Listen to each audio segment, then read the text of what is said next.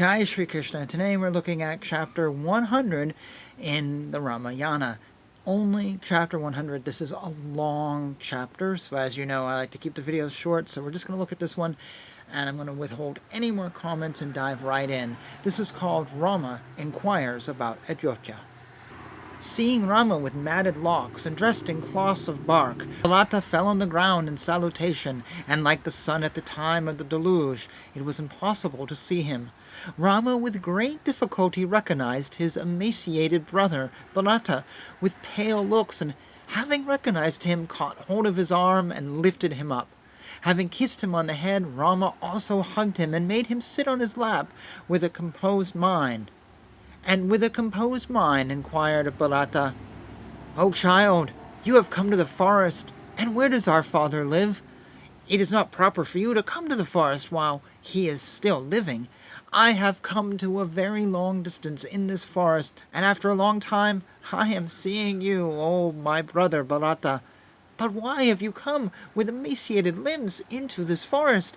O child, when you came here, was Dasartha our father alive and in good health, or did he depart from this world due to great dejection? O soft-natured one, being sad, I hope you have not lost the stability of the kingdom. I hope you have not lost the trust of the people. I am hoping that you are doing service to our father, who is valorous in truth. I hope the king is true to his promise and he is performing yagnas like the Ashvamedha and Rajasuya and is determined to observe Dharma. I hope that you are honoring Brahmins, learned people, daily who observe Dharma, people of great luster, and the teachers of the Ikshvaku clan. Oh, I hope that Kausali and Sumitra are happy, being honored by citizens, and the honored lady Kaikeyi is also happy. I hope you are honoring the priest Suyagna, the son of Vashishta, who was famous of a noble family, not envious, and a person with great humility. I hope that an intelligent Brahma learned in rituals and just, who is employed to protect the sacred fires, informs you in time about it and feeds the fire with oblations in time. Oh, child, I hope that you honor the gods, your ancestors, your teachers, your aged father, doctors as well as Brahmins. I hope you treat with respect Sudhanva, your teacher in archery, who is well versed in the upkeep of arrows and bows as well as in political economy. I hope the ministers who are equal in valor to you and who are learned and are able to control their senses and are born in noble families and skilled in interpretation of signs are assigned to you. O Bharata, proper advice is the main source of victory of kings, which are given in secret by great ministers who are well versed in the Shastras. I hope you do not become a slave to sleep and are able to wake up at the proper time. I hope you think about appropriateness of an action late at night. I hope you do not analyze a problem alone, nor do it with a large number of people. I hope these analysis or consultations with ministers does not reach the people before a decision is taken. O Bharata, I hope you execute your actions speedily after determining the need and benefit for a large number of people. I hope the other kings know about your plans after they are implemented in those which are properly completed, but not those which you have planned. O child, I hope others do not know about your discussions and strategies or enquiries with your ministers which you have not made known. I hope you desire to consult one wise man rather than 1,000 fools, for a wise man would be able to take a decision on difficult matters to your advantage. If a king employs 1,000 fools, or even 10,000 of them, he will not get any real help from them. Even a single bold, intelligent, skillful, and discerning minister can bring great prosperity to a king, or one who rules a kingdom. I hope you have employed the most efficient people to do the most important jobs, mediocre people for jobs of medium importance, and people of inferior intellect to do unimportant jobs. I hope you are choosing ministers who do not give way to temptations, who have high integrity, whose father and forefathers were ministers, and who are eminent for attending to superior tasks. O son of Kaikeyi, I hope that your ministers would not permit citizens to be terrorized with excessive punishment. I hope the priests in charge of performing sacrifice do not hold you in contempt for receiving unmerited, terrible gifts like a woman holding contempt for men with great lust. all educated expert tricksters, warriors who are greatly passionate for wealth, and those who corrupt the minds of servants to rebel against the master would destroy the king, and so should be killed. I hope you have appointed a man as commander-in-chief who is contented, brave, intellect and steadfast, honest, thoroughly devoted, and efficient. I hope you honor those great soldiers who are strong, skilled in warfare, who were responsible for heroic deeds and are courageous. I hope you properly feed your army and give them suitable wages when they are due without any delay whatsoever. It has been told in the scriptures that if wages and compensation for servants are unduly delayed, they would turn against the master and calamity would result. O child, I hope all men of good birth are loyal to you, and I hope that those men of steady mind will be prepared to sacrifice their life for your cause. O Bharata, I hope you have chosen an efficient and intelligent man who belongs to our folk, who is an intellectual, a realist, and an expert as your representative, ambassador, and messenger. I hope you gather intelligence using 3 spies each who cannot be recognized, about 18 important officers of the enemy, and 15 of your side. O killer of enemies, I hope you are alert about all enemies who were defeated by you and have gone back, especially the weak ones. I hope you do not serve those Brahmins who are of this world, think that they are the only great ones, and bother only about themselves, since they are sure to bring disaster. Those bad-brained ones, having acquired futile knowledge relating to science and logic, unnecessarily enter into arguments, even though the Dharma Shastras are existing. O child, I am hoping that you are protecting Ayodhya, formerly inhabited by our ancestors, and true to its name that it cannot be conquered, with its sturdy gates, crowded by elephants, horses, and chariots, inhabited by thousands of Brahmins who are busy with their rituals, who have full control over their sense organs, who are highly energetic and venerable, by Kshatriyas and Vaishyas, engaged in their own professions, surrounded by palaces of every kind, thronged by very learned people with the availability of anything that is needed.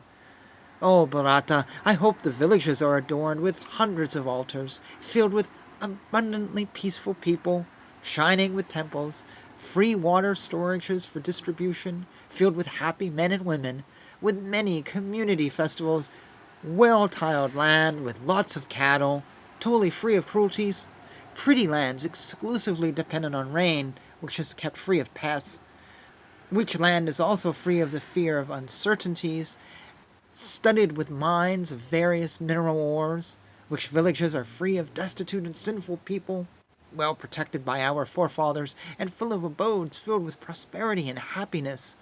O child, I trust that all those depending on agriculture and animal husbandry are favorable to you, for the happiness of the world depends on their efforts.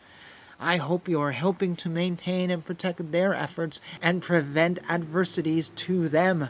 The king protects, according to Dharma, all people living in the kingdom. I hope you pacify women as well as give them good protection. I hope you do not trust them completely or share secrets with them. I hope you protect the elephants in the forest, and I hope there are she-elephants also there. I hope you have a large number of mares, and you are not contented with their number. I hope you rise up very early, and also see daily and present yourself well adorned to the people of the great avenue. I hope that the servants do not present themselves directly to you. I hope that they do not stay far away, due to the fear of you. It is better that you follow a middle course. I hope that all the forts are provided with wealth, grains, and water. I hope that they are provided with complete machines of war and craftsmen to repair them, and also have men armed with the bow.